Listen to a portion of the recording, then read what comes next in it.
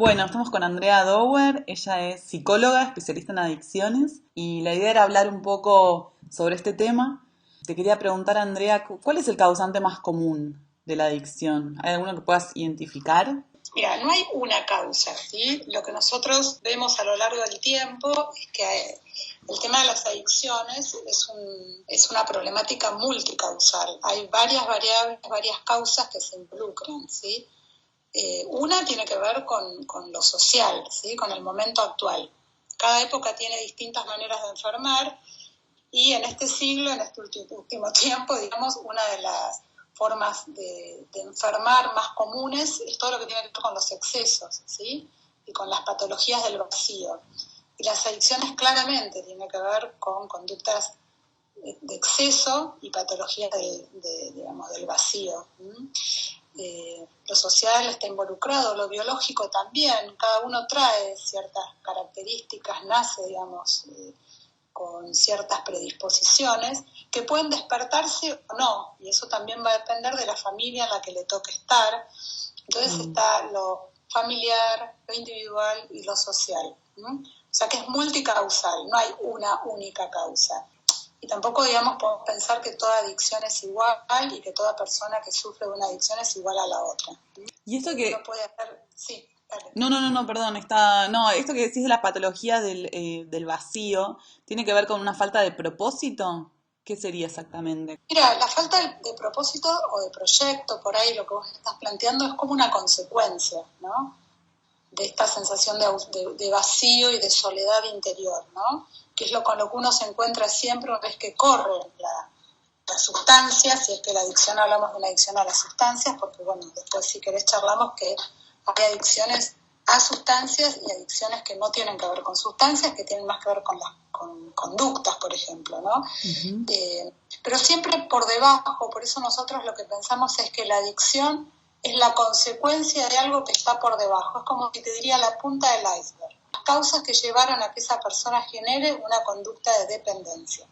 Porque no cualquiera que prueba sustancias genera una adicción, ¿sí? Hay Claro, distintos pasos para llegar a una adicción.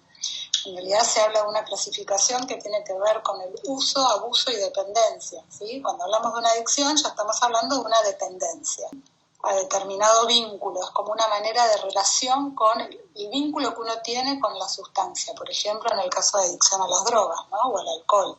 claro. Y tiene que ver también con lo que no se puede decir, o sea, esto que vos decís que una vez que se despeja la adicción, se puede ver, se puede develar un poco qué es lo que había detrás, ¿no? Y tiene que ver con Sí, lo que no se puede hablar, con lo que no se puede verbalizar. sí, porque las adicciones son patologías del acto, ¿sí? Del Ujú. hacer, del acto. Entonces lo que hay que poder hacer es que eso que es un acto, que es un impulso, que es una acción, eh, se transforme en palabras, se transforme en algo que yo pueda expresar. Lo que suele pasar es que en las adicciones, por ejemplo, la persona queda muy alejada de conectarse con lo que realmente siente. Hay una Claro, gran disociación entre lo que uno siente y la acción. Entonces hay un impulso que lleva a buscar algo afuera para calmar una sensación, una necesidad, una emoción interna. Entonces uno busca afuera algo para tapar o aliviar ese dolor. Lo que hay que hacer es poder poner palabras a eso. Por claro, eso, etimológicamente, una de las definiciones de adicción es a, es no, dicción es decir, ¿no? Es no poder claro. hablar, no poder comunicar. Entonces hay que hacer todo un trabajo donde la persona pueda empezar a identificar las emociones para poder expresarlas, ¿sí? Y que haya algo que mediatice el impulso. Por eso a veces es tan importante trabajar con las personas adictas, la posibilidad de mediatizar, Claro, ¿no? Algo, y para eso es importante poder trabajar lo que tiene que ver con la pausa entre el impulso y la acción. Por ejemplo, la pausa entre poder esperar entre lo que uno siente como impulso, por ejemplo, de ir a consumir, y el hecho de consumir. Ese intervalo en el mm, medio es lo que hay que lograr que cada vez se haga más grande para que en el medio uno pueda pedir ayuda, pueda llamar a alguien, pueda claro. respirar, hacer un proceso de introspección o de meditación. Hay millones de herramientas que ayudan a poder mediatizar el impulso y poner en palabras lo que uno está sintiendo. Claro. Pero Poner en todo eso palabras u organizar o hacer, comunicar. Esto que decías, como... Hay muchas maneras, ¿no? Cuando uno dice poner en palabras, uno cree que es la palabra escrita, el mm, lenguaje, digamos, pero hay distintos tipos de lenguajes. También el arte puede ser una forma de viabilizar, de sublimar y de transformar ese impulso por ahí dañino eh, en un digamos en algo que esté más mediatizado por lo simbólico, por el arte.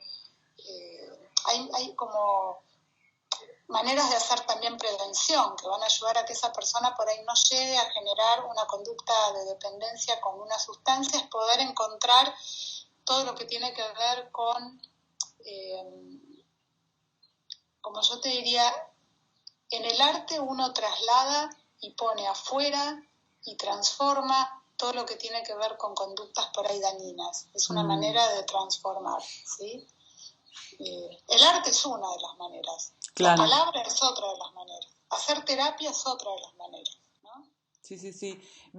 Escuché en una charla que decías esto también como de eh, bancarse la soledad o poder, o sea, trabajar dentro del aislamiento, ¿no? O sea, de poder trabajar Sí, yo con siempre la pongo propia el soledad. ejemplo, por ejemplo, una tela en blanco. El artista cuando empieza a crear se encuentra con la tela en blanco, ¿no? Y no hay nada que genere más una sensación de caos y de ausencia y de vacío que tener una tela en blanco. Sí. Eso hay que poder transitarlo para transformarlo, ¿no? Y el vacío tiene que ver con eso, por ahí con una incapacidad de las personas a conectarse con el estar solos con uno mismo. Por eso la Mm, situación hoy de la pandemia y del aislamiento social de alguna manera pone en juego y muestra la capacidad que tienen las personas para poder transitar el espacio de soledad y apelar a los recursos internos, ¿no? mm, Bueno, hay gente que tiene más recursos por la vida que tuvo, por la educación que tuvo, bueno, por lo que le tocó en la vida, y hay gente que tiene muchos menos recursos. Bueno, y muchas veces se buscan en las drogas un recurso, a veces, muchas veces, para aliviar esa sensación de soledad, ¿no? claro. La capacidad de estar solos es fundamental. Por eso en la prevención, cuando uno trabaja con adolescentes o mismo con niños, porque la prevención se hace desde que se nace, se trata justamente de poder ayudar al niño a poder estar solo con él mismo. Por supuesto hay todo un trabajo evolutivo, ¿no? Pero la capacidad de poder estar solo con uno sin deprimirse, que no es tan sencillo. No, es dificilísimo. Es dificilísimo. Y aparte, sí, poder lidiar esto con recuerdos que a uno de cosas que a uno quizás no les gustan, y con el tiempo libre o la actividad. Pero esto que decías de las herramientas, de qué herramientas puede valerse uno para aprender a estar en soledad bien con uno mismo y encontrar cierto sentido de propósito. ¿Cuáles herramientas se te ocurren, digamos? Mira, hay millones de herramientas y cada herramienta va a tener que ver con cada persona, ¿no? Por eso es tan subjetivo, la subjetividad, digamos, no se puede generalizar. Sí, uno tiene que conocer a la persona que tiene al lado, una vez que, digamos, que ya hay una adicción y hay que ayudar a generar herramientas, y eso es muy particular para cada persona. Es como si yo te diría que hay que ir al fondo, a la esencia de esa persona y que la persona pueda primero conocerse. ¿Sí? Hay un Ujú. proceso de autoconocimiento que es fundamental. Segundo, una vez que uno puede hacer ese proceso de autoconocimiento, de introspección, de entenderse, de poder ubicar qué es lo que hace que la persona se hunda en conductas negativas, hay que empezar a hacer un trabajo para que uno pueda encontrar los propios talentos, que todos los tenemos, cada uno tiene diferentes. Entonces es Mm, empezar, como yo te diría, ¿viste cuando uno va a un bosque que ve todo sí. oscuro? Hay que empezar a sacar las malezas para encontrar el origen de quién uno es en esencia, qué es lo que uno tiene, qué es lo que uno trae. Ujú. Y a veces, siempre hay algo que quedó oculto, por ahí por los mandatos familiares, por intentar satisfacer lo que los padres quieren de uno o lo que la sociedad espera de uno. Y muchas veces uno se aleja de uno Mm, mismo. Entonces hay un trabajo de vuelta al sí mismo, para poder encontrar las propias herramientas internas. Y después hay herramientas técnicas que ayudan en las adicciones, que una es la meditación, la introspección, ya te dije hace un ratito, encontrar la capacidad creativa que la persona tiene, la posibilidad de comunicarse, trabajar mucho con los vínculos afectivos para poder establecer formas de comunicación más saludables, poder trabajar la tolerancia a la frustración, ¿sí? Frente al no puedo, en vez de autoagredirse, en vez de postergar, bueno, hacerse cargo. Y también sacar a la persona que está sufriendo de una adicción del lugar del enfermo. Uno tiene que asumir que tiene una enfermedad, que tiene una patología, pero uno no es solamente un adicto, ¿sí? Porque si no la persona se queda ubicada en el lugar de la víctima y en el lugar del enfermo para los familiares y para los seres más cercanos. Entonces se congela en un lugar que no permite avanzar. Entonces, encontrar las herramientas que tienen que ver con el aspecto saludable de la persona. Claro, o sea, el registro vendría a ser el autoestudio y el ir registrando también. ¿Qué me pasa con esta persona? ¿Qué me pasa con esta otra? ¿Qué me pasa cuando hago esto? Conocerse a uno mismo, ¿no? Claro. De poder bucear, explorarse, conocerse. Por eso hay un momento que a veces es bisagra, que es en la adolescencia, ¿sí? La adolescente ya de por sí la adolescencia es una etapa vulnerable por sí misma, digamos, ¿no? Porque tiene que ver con la salida al mundo. El adolescente pasa de algo más endogámico, familiar, escolar, a la salida al mundo, ¿sí? A la afuera. Y ahí uno sale solito, digamos, con lo que uno es y con lo que uno tiene. Entonces muchas veces ahí es un punto bisagra, ¿sí? Es un punto en donde hay que trabajar mucho con esa persona como para que pueda hacer buenas elecciones. Ahora, cuando una persona tiene que elegir qué quiere estudiar, qué quiere hacer, primero tiene que conocerse. Y sí, esto es esencial, lo de conocerse a uno mismo, ¿no? También es como una premisa filosófica básica, ¿no? Es muy complejo aparte desenmarañar, ¿no? O sea, como meterse realmente en la cabeza de uno mismo y explorar qué es lo que hay ahí dentro, como qué es lo que te duele, qué es lo que te gusta, qué es lo que deseas. Es muy trabajoso y yo creo que a veces se pierde mucho tiempo en culpabilizar o en victimizarse, ¿no? Entonces, cuando más uno está parado en el lugar de echarle la culpa a la sociedad o echarle la culpa a los padres, más se aleja de uno mismo, porque menos se responsabiliza de uno mismo.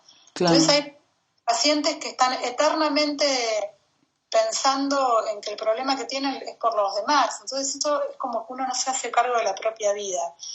Esto no solo en las adicciones, esto pasa en general.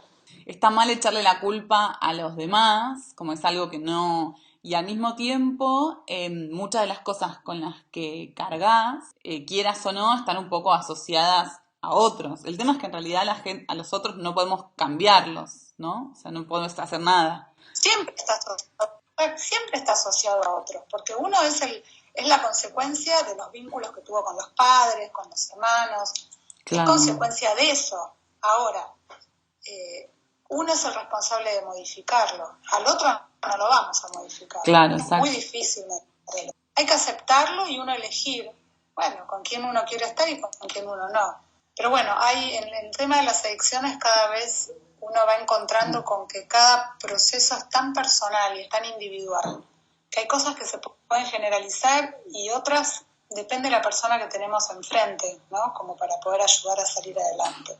Sí, no hay recetas, pero bueno, esto de conocerse, tomarse el tiempo y el registro y la paciencia de conocerse uno mismo ya es un montón. Otra de las definiciones de adicción es que la adicción es un proceso fallido de autonomía. Fallido porque la adicción hace creer que uno ya no depende de los padres, de nadie, que uno se la arregla sola, que puede con todo, y termina volviendo a la casa de los padres. Claro. Y genera otra adicción, digamos, ¿no? Entonces falla la autonomía. Entonces el trabajo es poder aprender a salir al mundo con lo que uno es y con lo que uno tiene, pudiendo aceptar lo bueno de uno y lo malo de uno, ¿no? Pero por lo menos conociéndolo. Claro, sí, sabiendo con qué elementos uno cuenta, ¿no? Fíjate si a partir de lo que escuchás te queda alguna duda y me preguntás. Gracias, Andrea.